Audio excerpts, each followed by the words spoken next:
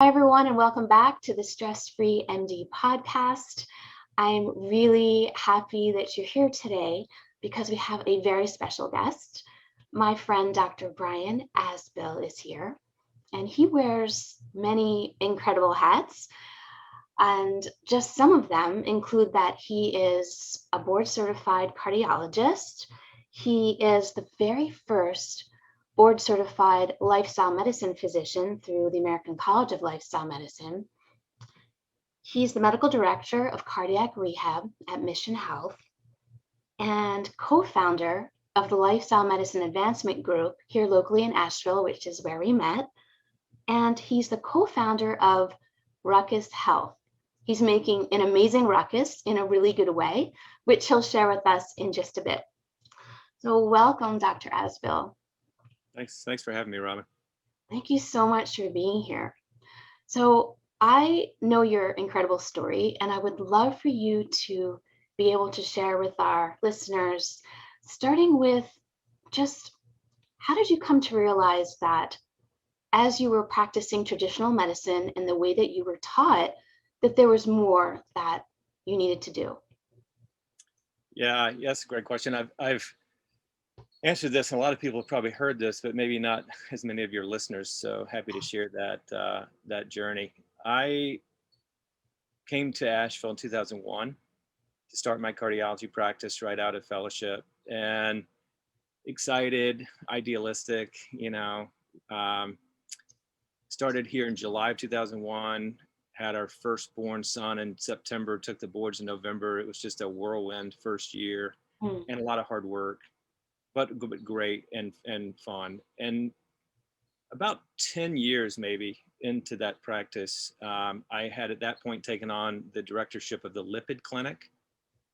So I was a board certified lipidologist as well as cardiologist. And lipidology probably was my first introduction into the power of nutrition, although the focus in lipidology was very much on the old pills and procedures approach. But I had this sense that I kept seeing the same things. I kept seeing the same cardiovascular disease with hypertension and dyslipidemia and diabetes and obesity. And I felt like I would have people on the right medications. I would have them well managed. Their cholesterol and their blood pressure and their sugars were all normal, but they would continue to have events. We would have patients who would be stented and then bypassed, and then their bypasses would be stented. And it takes some time in practice to realize that and to become maybe frustrated with that. I certainly was. And then in about 2013, I had sort of my epiphany, where I had a patient that came to see me for a second opinion who had had 2 open heart surgeries, 2 bypasses, 2 coronary bypass graft surgeries, and was having angina every day. And he was spending part of the year in Ohio and part of the year near Asheville. And it had been recommended to him in Ohio that he have a 3rd bypass surgery. And he was having angina requiring nitroglycerin on a daily basis just to do his activities of daily living. And so, as fate would have it, I had a book that had been given to me by another patient called Prevent Reverse Heart Disease by Dr. Caldwell Esselstyn, who ironically was at the Cleveland Clinic. There are a lot of ironies in this, or synchronicities. And so I gave it to the patient, and his symptoms were stable. And I said, look, come back in 3 months. If it gets worse, call me. But if things are okay, let's talk about it again in 3 months. And I don't think you certainly, there's no urgency to have a 3rd open heart surgery. And at that point, I'd had 2 patients who had had a 3rd procedure, and neither one of them had done very well with that procedure because you've used up your bypasses and you're using predominantly cadaveric grafts, and it just doesn't work well. So I saw him 3 months later. He had lost 27 pounds, which was great, but not the goal. His cholesterol dropped 100 points. Wow. So I stopped he was on Zetia. I stopped his Zetia. I decreased his statin dose by 75%. But what blew me away was he said, within a week of changing my diet from the standard American diet to a whole food plant-based diet, I have not had any angina requiring nitroglycerin for the whole 3 months. I'm walking on a treadmill for 30 minutes a day at this incline and this speed. And I just was dumbfounded, honestly. I thought, that is the most incredible result to an intervention that I could have imagined. And it wasn't the intervention that I had been trained to offer. And so that started the whole transformation for me professionally. So that pivot happened in 2013. Mm-hmm. Yeah. And so you were checking all the boxes, and doctors were taught, do this, do this, do this. You check the boxes, the labs, you check the boxes, his metrics, everything was where it was supposed to be. And yet he was still having chest pain. Oh, yeah. Still having events. And so for 3 months, he had nothing. How often was he having, symptoms like other than that? Prior to that, literally, he was taking about 5 nitroglycerin a day. Wow. He couldn't walk the dog, stuff that you just take for granted. Yeah. He couldn't do it. He would take nitroglycerin, preemptively.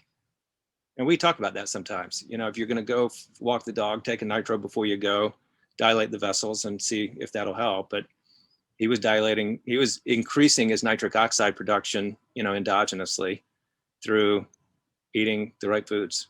It was just unbelievable to me. And that's when I thought, I've got to do something else. I got to learn more about this. I didn't plan to be lifestyle medicine certified at the time. There wasn't such a thing. But I came across the American College of Lifestyle Medicine about that time, early in its career. And I had CME money that was kind of use it or lose it. Yeah. And chip facilitator. And I did, none of us like to lose our CME money, right? So I'm going to find something. If I have to buy 8 textbooks, I'll buy 8 textbooks. Yeah.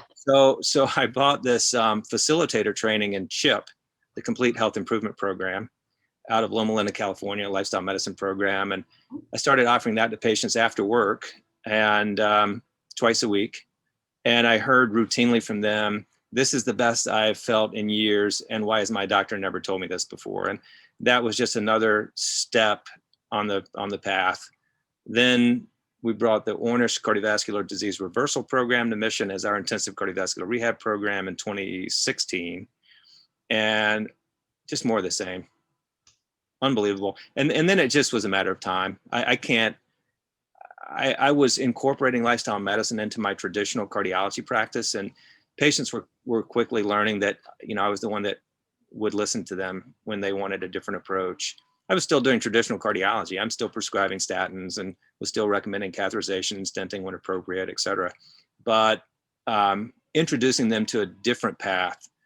And it was, not only was it life-changing for the patients, it was career-changing for me. I wasn't burned out. I enjoyed my practice most of the time, the night call on the weekends. And occasionally when you're 30 minutes behind in the office, it was, of course, very stressful. Yeah. But I enjoyed it. I wasn't looking to leave. I wasn't looking for something else. Something else came in. But it was a very, very different energy for me. In the traditional cardiology clinic, I'm trying to figure out how to use a different statin because you're not tolerating the statin you're on. You're complaining of muscle symptoms. I just know that the patient doesn't feel well. And I felt sort of powerless to really change that. And with lifestyle medicine, as I said, people were saying, this is the best I've felt in years. And as a healer, as a provider, as a doctor, that's the kind of energy that just lifts you up every day. I was exhausted when I would go to CHIP to offer CHIP to my patients after work initially. And I sort of just, trudged into CHIP thinking, oh gosh, I got to do this for 2 more hours. It's already been a 10.5-hour day. And then after CHIP, I would leave with that, gosh, can't believe how awesome that was. I can't wait to do this again on Thursday. It's just a completely different feeling. Wow. So this education empowered you as a physician because you were then able to empower your patients by teaching them how to take care of themselves. Yep. When you went into medicine to serve others and to help others heal, and there was this block that until 2013, you just couldn't get through. But then you found out how to do it. It's really amazing. And so we have listeners that probably don't even know what lifestyle medicine is. Can you just briefly tell people what that is and what those pillars are? Yeah.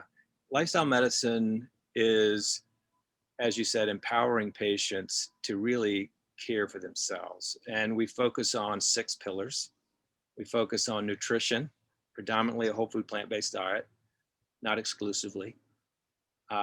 exercise, physical activity, I'll call it. Exercise is kind of a 4-letter word sometimes. Okay. Sleep, stress management, toxin avoidance. I'm not sure exactly what to call that pillar. Smoking and risky alcohol use, some environmental toxins potentially, and then connection, relationships, which really is a big one. That when I did the Ornish program, Ornish focuses on four pillars. It's movement, it's nutrition, it's stress management, and it's what he calls group support, which is that connection piece.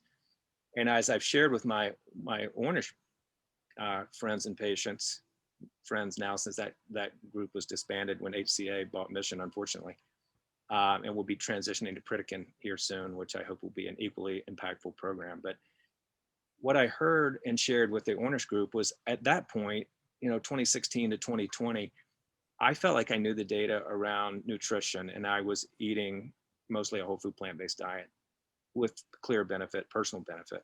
I was exercising regularly. I knew that data. I was not really practicing stress management at the time. In the Ornish programs, predominantly hatha yoga and meditation. And I was dabbling in both, but practicing neither. And the group support piece, I sort of just, I didn't know the data around that. And I just sort of ignored that piece, to be honest. And through the Ornish experience, I started meditating regularly, which was a game changer for me. If we have time, we can talk about that. And what I heard routinely from the people who finished the program was that the group support piece and that connection with other people was the glue that allowed everything else to happen.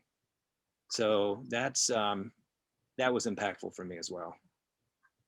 Yeah, that sense of community is really, really not to be dismissed. Really, really helpful. And you're also encouraged by others to take on those other pillars when they're doing it with you. Yeah. And so like you, I mean, I was a gym rat, I still am. And I thought that yoga and meditation were for those people over there. And it took me several decades to actually embrace it as well, and then really transform my life too. So I'm so happy to hear that you're not only prescribing this for your patients, but you're living it. Like, this is part of who you are. Like, these pillars are who you are as well. So it was not only educational for the people you serve, but enabled you to serve yourself, to be your healthiest version. Yeah. Yeah, I knew it was missing. I just wasn't sure. Everybody has to have that moment when you feel like, okay, I'm ready now. Yes. Sometimes, like you said, sometimes that moment takes some time to come. Yeah. And it's never too late for anyone listening. It's never too late. Yeah. Yeah. I think doctors tend to be perfectionists. Mm-hmm. I think we tend to set the bar too high. Mm-hmm. I was going to do it for 20 minutes a day or 30 minutes a day every day. And, of course, post-call happens and you don't do it that day. And you think, I didn't do it. I didn't do it perfectly again. Right. And that's just, that's something that we have to learn how to handle. Perfection is not the goal. Yes, no, and that you really can't do it wrong, and that anything you do is more than you were doing before. I have doctor clients that 5 minutes a day, if that's what they have, and that could be transformative. And you just start by starting. That perfect is the enemy of good enough. I have a sticky note right here on my computer that says that, and I'm reminded of that every single day. Yeah, just get started. Yeah, just start by starting. Exactly. Mm-hmm. So then what happened? Because now you're making a ruckus. So can you share with everyone what that's all about? So I knew about 2018, I knew that I was going to have to make a transition. It wasn't enough for me to try to just practice lifestyle medicine within my traditional cardiology practice. I felt like I needed to make a break. And so I approached my group about transitioning out of cardiology. And I proposed to them, and we came to a 60% time agreement for 2 years. I was going to work 60% cardiology, and the other 40% was going to give me time to figure out what's next. And I have to credit my cardiology partners. And this was a new thing for them. And, the less I take call and work weekends, the more someone else does. And they were incredibly supportive. They unanimously approved this slowdown option for me, which I am truly indebted to them for and will always be indebted to them for. and they continue to be incredibly supportive, which I don't know that that would be the case at every practice. So I felt very grateful for that. And so I did that for 2 years. And then I was a little frustrated, honestly, with the transition because I wasn't doing it right. I was, at one point, I was sitting, just 10 feet from where I am now at the kitchen table, and I was working on multiple different presentations. And it was about 1 o'clock in the afternoon. It was in the summer. And I thought, what am I doing? I'm sitting here worrying about what font size to use, or this is not how I anticipated I would spend my 40% time. I'm stuck. Mm-hmm. And so I went on a prayerful walk, really, for about 2 hours with my dog and said, I need help. I am stuck. I don't know where to go. I don't know what to do. I don't know how to, something's not right. And I know it's not right. And I don't really know exactly what it is that's not right. And I need some direction. And so I came back and I felt lighter, just for, felt like I had connected with something. And an hour later, my cell phone beeps me and I check it, and it's Mike Cowan.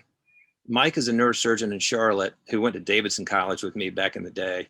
And I had seen Mike one time in 30 years at a friend's 50th birthday party in Charlotte.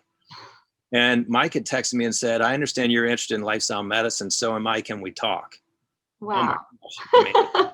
I mean, this is just the universe. the universe working. And so I called him right back and I said, Mike, I got to tell you the story of why you're calling me right now. And so we talked, and I remember him saying, when are you going to stop cardiology? And I said, well, the end of 21. And he laughed. And I said, what are you laughing about? He said, you're going to quit before then. So that's not my plan. And we kept talking, and sure enough, July 31st, tomorrow will be 1 year. July 31st of 2020, I left my practice. And we co-founded with Fred Byers, also in Charlotte, and Mike's sister, Susan Morse, who's in New Hampshire. The four of us co-founded Ruckus Health, and our vision for Ruckus Health is to really support people as they rediscover their innate ability, empower them to live in balance, emotional, spiritual, intellectual, physical balance. And it's like any other startup, it is not without its challenges, but we're passionate about this. We're going to make it work. I'm enjoying the work. It's just, it's an interesting journey, but fulfilling. Yeah, fulfilling for you, fulfilling for the individuals you get to share all of your knowledge and expertise with. And I'm gonna share with our audience some of the phrases that are on the Ruckus Health website, because these are really incredible. And we don't usually think of the way that we practice medicine, the way that we're cared for in this way. Changing sick care to health care. Changing sick care to health care. I've heard that our healthcare system is a disease management system. That's really what it's been, managing people's diseases and illnesses. And you have found a way to turn that around, to focus on reversing what's happening, to focus on preventing anything from happening. And so that's really amazing. Call yourselves disruptors to transform, to liberate, to awaken. I mean, you're real doctors. You've got real doctors working there, right? So you're practicing medicine, but you're doing it on your terms, in your way, to help your patients become the healthiest versions of themselves.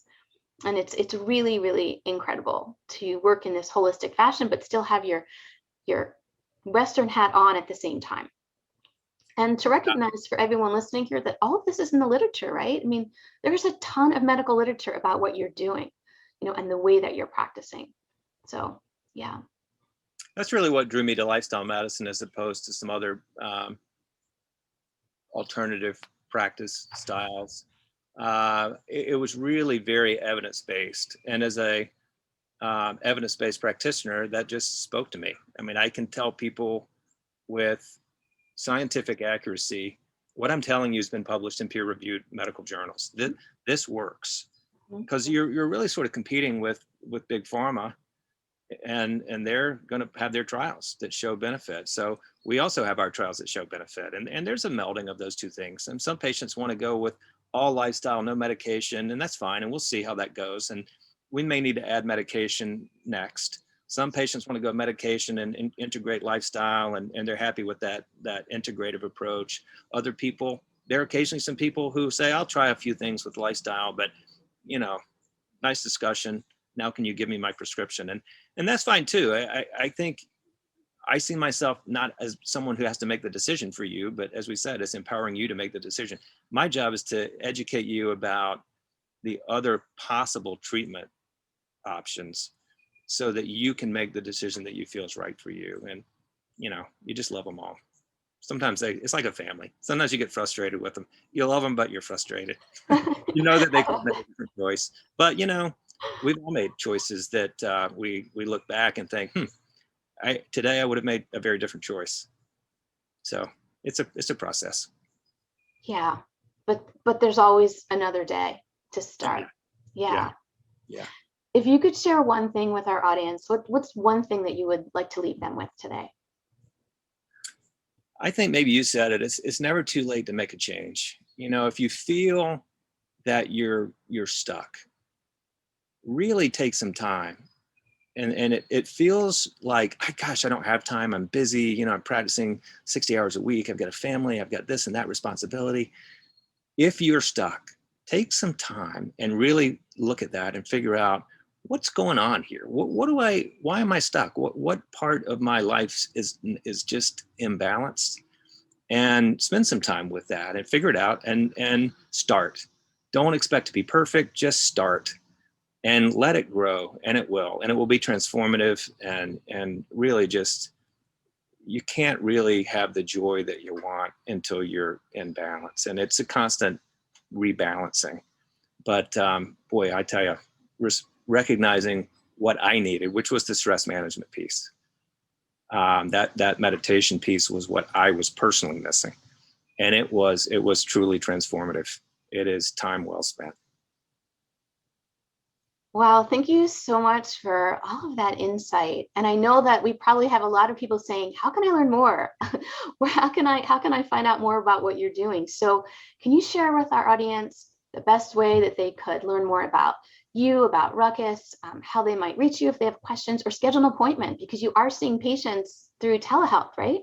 We are. I'm doing consultations virtually.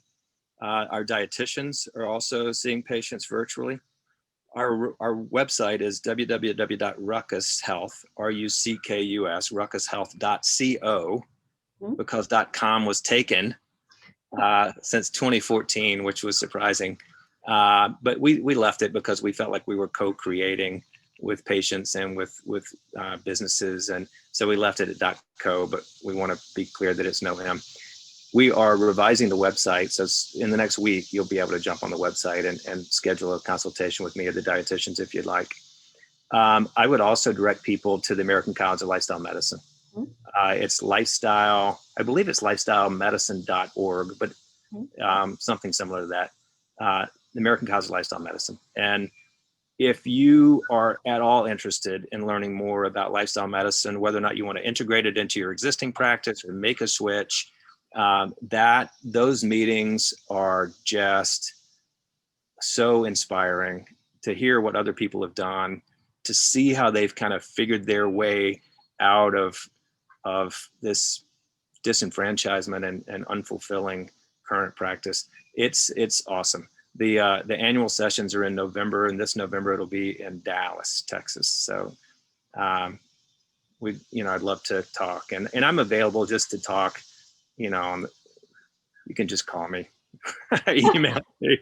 I will put all of that information in the show notes. So whatever email address you want to provide, and the links to all the incredible sites that you just recommended, I will put all of that in the show notes for anyone interested in learning more about you, about scheduling an appointment, about learning about lifestyle medicine. Thank you again so much for sharing all of this insightful information, and for really being vulnerable and sharing your story as well, because I know that you're going to help a lot of people by doing that. I want to thank you. And Thank everyone for listening. Thank you so much for taking time to take care of you. Remember to be kind to one another and to be kind to yourself. And I look forward to connecting with you on the next episode of the Stress Free MD podcast.